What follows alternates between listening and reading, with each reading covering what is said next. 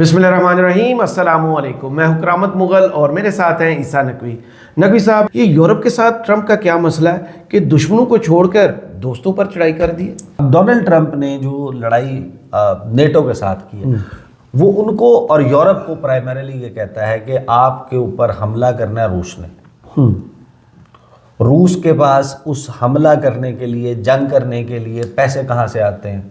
अपनी energy products बेच के, गैस बेच के, तेल बेच के, क्रूड ऑयल बेच के, ये बेच के पैसा आता है उसके पास। उसका सबसे बड़ा खरीदार कौन है? यूरोप। वो आप हैं, नेटो ममालिक हैं। आप लोग रूस से एनर्जी प्रोडक्ट्स खरीदते हैं, रूस के पास पैसा जाता है, उस पैसे से रूस आप पे हमला करता है। उसको बचाने के लिए जो फौज बनी है उसके लिए पैसे मैं देता हूँ। सही। कहते ऐसे नहीं चल सकता। अब इस सारे मामले में जब आप ग्रीनलैंड वाले तनाज़े को, इस इशू को देखते हैं तो आपको पता चलता है कि डेनमार्क, अब देखें कुछ चीज़ें बड़ी इंपॉर्टेंट हुई हैं, बड़ी फास्ट पेस डेवलपमेंट्स चल रही हैं। उसने कहा मैं ग्रीनलैंड जो है मुझे दे दो, मुझे दे दो ठाकुर, अपने पास तो वो जो है उसने ग्रीनलैंड मांग लिया। अब ग्रीनलैंड के हवाले से डेनमार्क ने, और ग्रीनलैंडिक बेसिकली जो हुकूमत है उसने वहाँ पर किसी भी दुनिया से किसी भी शख्स के प्रॉपर्टी खरीदने पे पाबंदी लगा दी है। उन्होंने कहा कि यहाँ पर अब कोई भी बंदा जो है वो प्रॉपर्टी नहीं खरीद सकता, गैर मुल्की आंखें जो है वो अब ग्रीनलैंड पे लग चुकी हैं।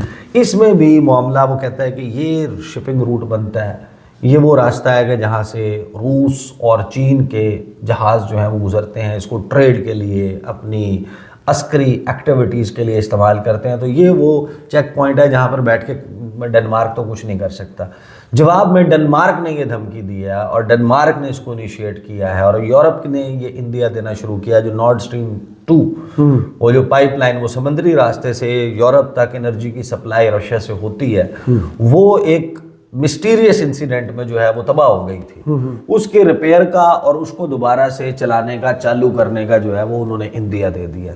तो अब जो इस वक्त आलमी मंजरनामा है, इसके ऊपर एक बहुत बड़ी लड़ाई फोर्सिएबल फ्यूचर में अब नज़र आ रही है कि जहाँ पर डोनाल्ड ट्रंप की जो 10% टैरिफ कह रहा है ना, ये दो इसके वो हो सकते हैं। जहाँ तक आपने देखा है कि मैक्सिको के साथ, कनाडा के साथ, इन ममालिक के जो करीबी ममालिक हैं उनके साथ वो एक नहज पर लेकर गया, अपनी बातें मनवाई हैं, कोलंबियन प्रेसिडेंट को धमकियां दी, उसकी पार्टी के ऊपर पाबंदियां लगाई, उनके ऑफिशियल्स के ऊपर वीज़ा बैन से लेके ढेर सारी पाबंदियां लगाने के बाद जैसे ही गुस्तावो पेट्रो ने कहा कि ठीक है, ये जो मेरे इलीगल इमिग्रेंट्स आप भेज रहे थे अपने फौजी तैयारों में, मैं अपने जहाज़ भेज रहा हूँ उनको वापस जाने के लिए, तो वहाँ पर ऑन होल्ड चला गया टैरिफ का मामला। जैसे ही कनाडा ने और मैक्सिको ने शराइत मानी, वहाँ पर ऑन होल्ड चला गया। अब दो बड़े अहम चीज़ें हो सकती हैं जो डोनाल्ड ट्रंप की ये सारी कहानी है इसके पीछे। ये जो यूरोप के ऊपर, नेटो के ऊपर, नेटो ममालिक, यूरोपियन ममालिक प्राइमरीली, उनके ऊपर वो जो टैरिफ की बात कर रहे हैं, उन पे जो टैरिफ इम्पोज करने की 10% की बात चल रही है, उसकी बुनियादी वजह ये हो सकती है कि वो रूस से इनकी ट्रेड को कट ऑफ करवाना चाहते हैं। अच्छा। और उनके लिए ऑल्टरनेट जो है वो फिर उसको प्रोवाइड करना होगा। एक तरफ वो वेनेजुएला जो एनर्जी रिच कंट्री है, फिर दूसरी तरफ सऊदी अरेबिया। उन दोनों मामलात में वो ये कर रहा है कि इनकी सप्लाई चेन कहीं और से डेवलप हो जाए, इनडायरेक्ट हो जाए, हाँ, और रूस की जगह ये ऑल्टरनेट पर चले जाए। दूसरा, इनका कोऑपरेशन रशिया या चाइना के साथ, अब आप एक बहुत बड़ी ट्रेड जो है वो चीन और यूरोप के दरमियान भी है। एक बहुत बड़ी ट्रेड है जो रशिया और यूरोप के दरमियान है, उसको कट ऑफ करने की जो इकोनॉमिक वॉर है ना, वो बड़ी सीरियस किस्म के स्टेज में दाखिल होती हुई दिखाई दे रही है। इसमें यूरोप को इस सारे मामले से रोकने के लिए ये धमकी लगा दी। अब ये दोनों तरफ जा सकती है। ये भी हो सकता है कि चाइना और रशिया एक ऐसी बेटर डील के साथ इनको अप्रोच करें, अगरचे यूरोप को मालूम है कि उनका कुछ नहीं मिलता, लेकिन अब वो जो ब्लैक मेलिंग वाला फेज़ है वो स्टार्ट होना है। दूसरी तरफ डोनाल्ड ट्रंप ने मोहम्मद बिन सलमान को कहा है कि आप अपनी एनर्जी की प्रोडक्शन बढ़ाएं। सही। आप तेल की प्रोडक्शन बढ़ाएं ताकि आलमी मंडियों में तेल की कीमत नीचे आए, और रूस को जो पैसा मिल रहा है अपनी एनर्जी प्रोडक्ट्स को बेच के, जिससे वो फलां जंग कर रहा है, वो जंग रुक जाए। मोहम्मद बिन सलमान के सामने अब एक बड़ी अजीबोगरीब चॉइस है। एक है डोनाल्ड ट्रंप के साथ उसका ज़ाती ताल्लुक, اس کی فیملی کے ساتھ، جیرڈ کشنر کے ساتھ، اور اس کا مڈل ایسٹ پیس پلان کے وقت کیا سارا معاملات رہے تھے، وہ ہم کیوں اس پر اکثر باتیں کرتے رہتے ہیں، تو وہ دوبارہ سے اس کو ڈسکس کرنا وڈ بی ٹو لینتھی. وہ ڈونلڈ، اس کے پاس، محمد بن سلمان کے پاس اب چوائس یہ ہے کہ جب بائیڈن نے آنے کے بعد یہ کہا تھا کہ I'll make him a pariah of the world، چھوت بنا دوں گا میں، جمال خاشقگی والی رپورٹ جو ہے وہ پبلک کر دوں گا، اور ادھر کوئی سرمایہ کاری نہیں کرے گا، ان کو کوئی منہ نہیں لگائے گا. تو اس وقت محمد بن سلمان کی قربت بڑی تھی ولادیمر پوٹن کے ساتھ، اور جو اوپیک پلس ہے وہاں پر ان کی جو کولیبریشن ہے تیل کی پروڈکشن کے حوالے سے اور عالمی منڈیوں میں اس کی قیمت کہاں رکھنی ہے اس کے حوالے سے، ایک وہ کولیبریشن ڈیولپ ہوئی. دوسرا چائنا کے ساتھ بھی ان روڈز ڈیولپ ہوئے، سعودی عربیہ کے. اب محمد بن سلمان کے پاس بھی ایک بڑی ڈیفیکلٹ چوائس ہے، کیونکہ ڈونلڈ ٹرمپ جو کر رہا ہے اس کا مطلب باقاعدہ ایک زیرو سم گیم ہے. صحیح.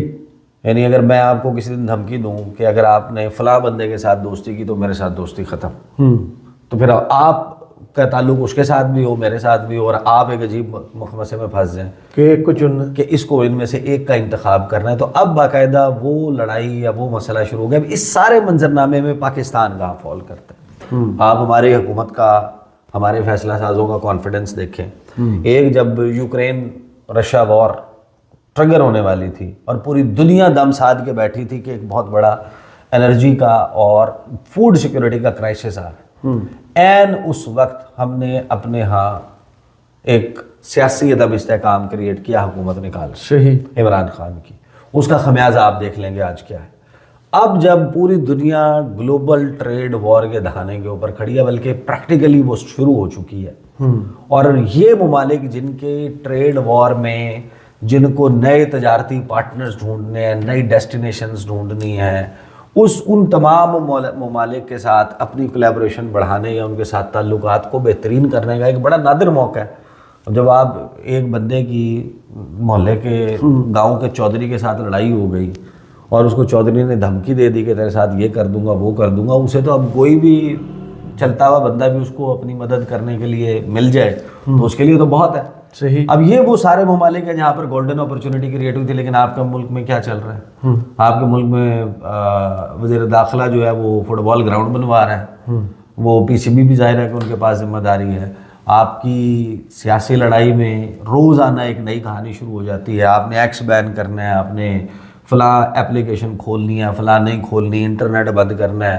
آپ کی اپنی داخلی سیاسی لڑائی اس نہج پر ہے جہاں پر آپ اس میں سے کسی بھی چیز کا کوئی فائدہ اٹھانے کی پوزیشن میں نہیں ہے. دوسرا، اس تمام معاملے میں ہماری جو جب ٹیرفس کی بات چل رہی ہے تو ٹیرفس امریکہ اگر یورپین ممالک پہ لگانے کی دھمکی دے رہا ہے، کینیڈا کے اوپر، میکسیکو کے اوپر، چائنا کے اوپر ایک گلوبل ٹریڈ وار پہ جا رہا ہے، آپ میں کون سے سرخاب کے پریں گے آپ کو کوئی ویور مل جائے گا؟ ہمیں یورپی یونین اس سے پہلے دھمکی دے چکا ہے، امریکہ کے تو ابھی ویٹ کریں. ہاں، تو امریکہ، ایک تو امریکہ سے وہ معاملہ، دوسرا جو یورپی یونین نے ابھی جو وزٹ ہوا تھا جس پر ہم نے بات بھی کی، آپ کو ری اپلیکیشن کا وہ کہہ رہے ہیں، آپ کا دوبارہ سے ریویو ہو رہا ہے. ابھی آپ کو یاد ہوگا گزشتہ سال ہمارے ہاں سے صحافیوں کا ایک وفد جو ہے وہ گیا تھا یورپی یونین کے ہیڈ کوارٹرز کا، انہوں نے دورہ کیا تھا، برسلز، ادھر ادھر وہ لوگ گئے، ان کی میٹنگز ہوئی. اس میں شہباز رانا تھے، اس میں کامران یوسف تھے، اس میں میرا خیال ہے شہزاد اقبال تھے، اور باقی کچھ جرنلسٹ تھے. وہاں سے انہوں نے پروگرامز بھی کیے. جب وہ واپس آئے میں نے ایک ویڈیو بھی کی تھی شہباز رانا صاحب کے ساتھ، اور انہوں نے بتایا کہ 2027 تک پاکستان کے اسٹیٹس کو کوئی خطرہ نہیں، ان کی لیجسلیشن اور فلاں فلاں معاملات ہو گئے ہیں. تو وہ بڑا ان کی بریفنگ جو ہے وہ سیٹسفیکٹری تھی پاکستان کے پرسپیکٹو میں. لیکن جو ابھی اولاف سکوگ کا دورہ ہوا ہے، یورپی یونین کے special representative for human rights, ان کے دورے کے بعد جاری ہونے والی پریس ریلیز، وہ پریس ریلیز ہمیں ایک کہانی سنا رہی ہے کہ ہم اس وقت ایک ایسے نہج پر کھڑے ہو گئے ہیں جہاں پر آپ کا تمام معاملہ دوبارہ سے ریویو ہونا ہے. اور یہ 7 سے 10 ارب ڈالر کی بات ہے جو آپ کا اس وقت ایٹ سٹیک آ چکا ہے.